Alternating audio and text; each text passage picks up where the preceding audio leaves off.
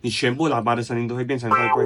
刚才有2个人买这个25P，所以今天我们就用 multimeter 来一个一个帮他们做测试，然后我们才出货给他。为什么这样子呢？因为我们不是测试它有没有声音，我们测试它有没有短路。为什么短路比没有声音还要严重呢？因为如果没有声音是那 AD 喇叭的问题不了，可是如果它是短路的话，你全部喇叭的声音都会变成怪怪，甚至是你的 amplifier 都会烧掉，都会坏。所以这是为什么有些人一直换 amplifier 一直烧哦。我们测试的过程中，我们就是这样子看它的针有没有跳起来，很敏感的这个一点点短路它都会跳的。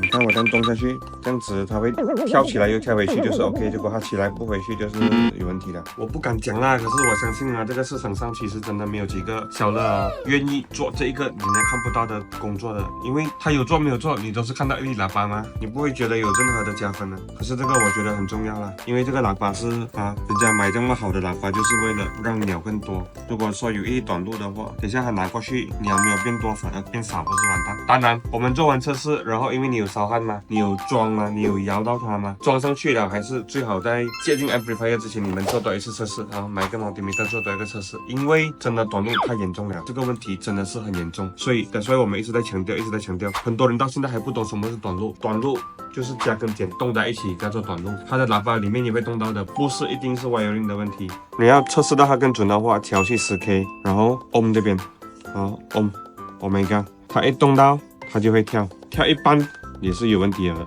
好，不一定是要这样子啊。